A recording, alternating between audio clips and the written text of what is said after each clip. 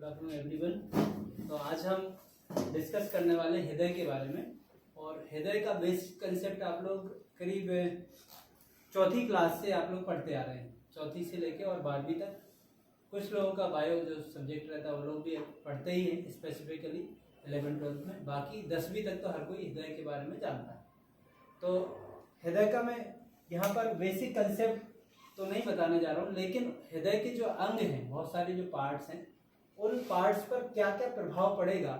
आज का जो मेन टाइटल है वो ये है कि शारीरिक गतिविधि, फिजिकल एक्टिविटीज एंड स्पोर्ट्स यदि कोई करता है तो आपके हृदय की जो मांसपेशियां हैं, हृदय का जो आकार है, हृदय के जो काम करने की क्षमता है, इन सारे पार्ट्स पर क्या क्या प्रभाव पड़ सकता है। तो मुझे लगता है कि कुछ जो मेजर इफेक्ट हैं वो आज हम लोग डिस्कस करते हैं और आप लोगों को समझ आएगा। तो फर्स्ट वन है लेफ्ट वेंट्रिकल का आंतरिक आकार बढ़ता है। लेफ्ट वेंट्रिकल मतलब बायां आलन, इसकी साइज बढ़ती है क्योंकि सबसे ज्यादा ब्लड फ्लो, सबसे ज्यादा पावर, सबसे ज्यादा ताकत लेफ्ट वेंट्रिकल वाले हिस्से से ही लगती है। तब जाके यदि कॉन्ट्रैक्ट जब हार्ट होगा, लेफ्ट वेंट्रिकल कॉन्ट्रैक्ट होगा पावर से, तो कार्डियक आउटपुट, उसका हृदय का जो खून को बाहर फेंकने की क्षमता है वो बढ़ेगी। तो जो लोग रेगुलर बेसिस पे लगातार फिजिकल एक्टिविटी करते हैं और खेल कूद खेलते हैं तो उनका लेफ्ट वेंट्रिकल का साइज ऑटोमेटिक बढ़ जाता है, जिससे कि उनकी जो खून को बाहर करने की जो क्षमता है, हृदय को जो पंप करने की क्षमता है वो क्या हो जाती है, बढ़ जाती है। तो इसके क्या फायदे हैं फिजिकल एक्टिविटीज करने के और स्पोर्ट्स खेलने के, कि आपके हृदय की जो क्षमता है वो धीरे धीरे बढ़ जाती है। ठीक है। दूसरा यहाँ पे इफेक्ट देखा गया है कि कॉन्ट्रैक्शन एबिलिटी, क्योंकि हृदय जो है संकुचित होता है और रिलैक्स होता है, कॉन्ट्रैक्ट एंड रिलैक्स। ठीक है। तो ये जो कॉन्ट्रैक्शन एबिलिटी है वो हृदय की बढ़ जाती है जो लोग रेगुलर बेसिस पे शारीरिक गतिविधि करते हैं और स्पोर्ट्स खेलते हैं। तो हृदय का संकुचन क्षमता क्या होता है, बढ़ता है। रमेश समझ आ रहा है? संकुचन क्षमता क्या होगी, बढ़ेगी। और क्या होगा, जो लोग शारीरिक गतिविधि करते हैं, स्पोर्ट्स खेलते हैं। नेक्स्ट है ब्लड फ्लो, खून का बहाव बढ़ेगा। क्योंकि लेफ्ट वेंट्रिकल की साइज बढ़ रही है, कॉन्ट्रैक्शन बढ़ रहा है, तो ब्लड फ्लो भी ऑटोमेटिक क्या होगा, बढ़ेगा। तो हाई एनर्जेटिक आप लोग रहेंगे। जैसे ऐसा सामान्यतः पाया गया कि जो लोग गतिविधि अच्छा करते हैं, स्पोर्ट्स खेलते हैं, तो उनमें हाई एनर्जी रहती है, उनसे कभी भी कोई सा भी काम कराया जा सकता है, बगैर थके वो लोग कर लेते हैं। जबकि जो लोग रेगुलर फिजिकल एक्टिविटी नहीं करते हैं या स्पोर्ट्स नहीं खेलते हैं या मेहनत का काम नहीं करते हैं तो वो लोग जल्दी थक जाते हैं, क्योंकि उनकी हृदय में सहन करने की क्षमता कम रहती है। ठीक है। तो ये मेजर इफेक्ट देखा गया है कि ब्लड फ्लो, जो लोग स्पोर्ट्स करते हैं, फिजिकल एक्टिविटी करते हैं, तो उनका ब्लड फ्लो ज्यादा रहता है। नेक्स्ट है ब्लड वॉल्यूम, जो शरीर में जो कुल मिला के जितना ब्लड है उसकी जो आयतन है वो भी बढ़ जाता है।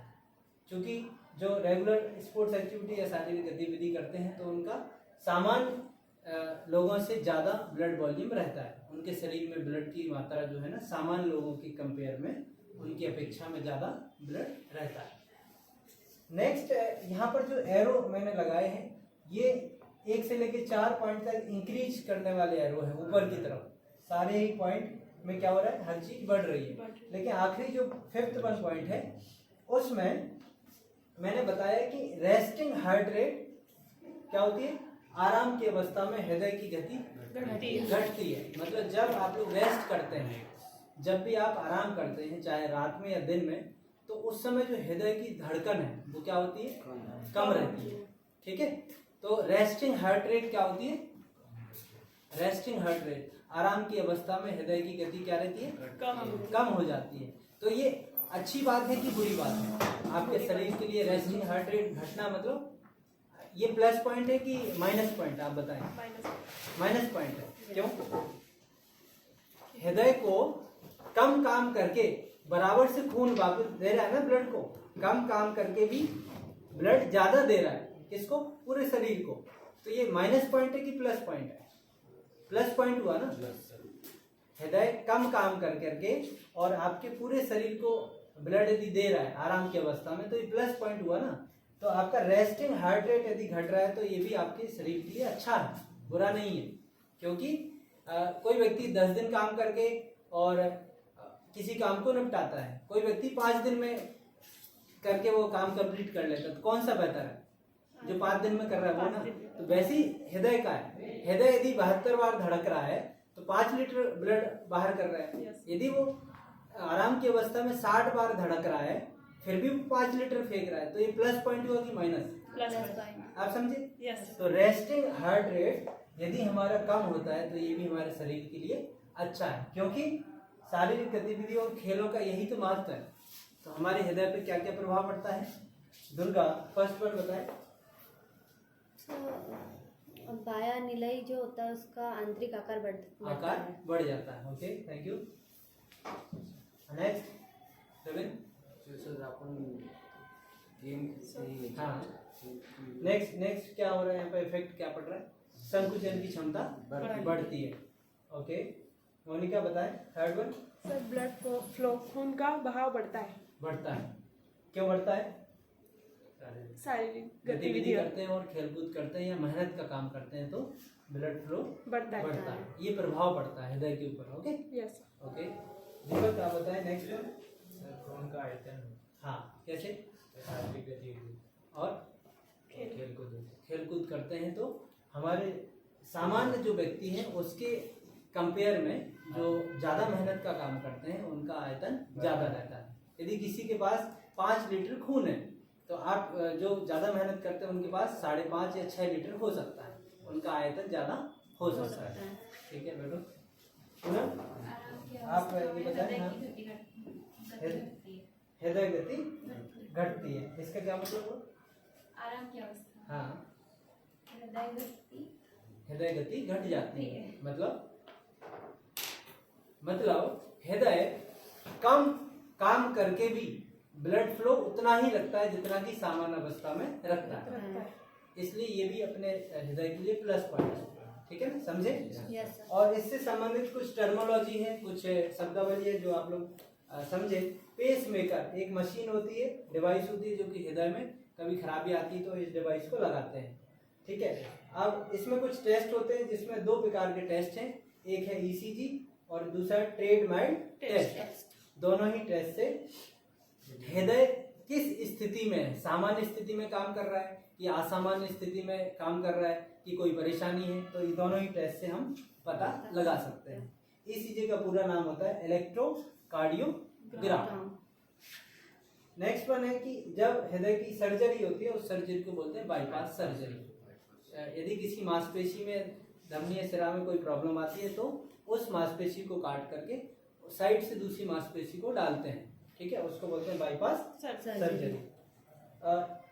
सबसे पहले पूरे विश्व में हृदय ट्रांसप्लांट का काम डॉक्टर क्रिश्चियन बर्नर ने किया था, जिनको हृदय ट्रांसप्लांट के लिए जाना जाता है। सबसे पहले एक हृदय को दूसरे मानव शरीर में कैसे लगाएं, इसका काम किसने किया था? Christian burner. और जो हृदय में जब वाल्व कॉन्ट्रैक्ट होते हैं, संकुचित है तो रिलैक्स होते हैं, तब जो आवाज आती है उसको बोलते हैं लब डब। क्या बोलते हैं? लब डब। तो डॉक्टर के पास जो स्टेथोस्कोप होता है उस डिवाइस से यही चेक करते हैं कि जो लब डब की आवाज है वो सामान्य है कि असामान्य है। ठीक है, यदि कोई ऐसी उनको लगता है कि कुछ एबनॉर्मल है, असामान्य है, तो फिर ईसीजी टेस्ट लिखते हैं और ईसीजी टेस्ट करने के बाद ग्राफ आता है, उसको देख के फिर वो नेक्स्ट स्टेज के लिए बताते हैं कि क्या परेशानी है और हमें क्या करना चाहिए। हार्ट बीट, हृदय का जो धड़कने का दर है लगभग 1 मिनट में सामान्य इंसान के लिए 72 बार। कितनी बार है? 72 बार। और आखिरी है यहाँ पर पॉइंट, कार्डियक आउटपुट। यदि हम हृदय की काम करने की क्षमता देखें तो उसको बोलेंगे कार्डियक आउटपुट, कि एक हृदय 1 मिनट में कितना काम करता है। ठीक है, तो ये लगभग स्ट्रोक वॉल्यूम बोलते हैं। एक बार में पंप जो करता है ब्लड वो करता है 70 ml। और चूंकि हार्ट रेट कितना है? 72। 1 मिनट में 72 बार धड़कता है, तो 1 मिनट में कितना ml हार्ट पंप करेगा ब्लड को, कितना करेगा, लगभग 4940 ml, 4940 ml। इसका मतलब राउंड ऑफ में यदि देखें तो 1 मिनट में हृदय का काम रहता है कि 5 लीटर खून को बाहर निकाले, ठीक है। और वो खून कहाँ फ्लो होता है, बाहर निकल के पूरे शरीर में, ऊपर दिमाग से लेके और नीचे पैर होता है, ठीक है। तो ये कुछ हृदय की कहानी थी जो हमने समझी, और मुझे लगता है कि इससे सरल भाषा में यदि कोई और तैयार करना है चाहे तो आप लोग भी लेक्चर लें इसमें, है ना, मोस्ट वेलकम है। और यदि किसी को इसमें डाउट लगता है तो पूछें।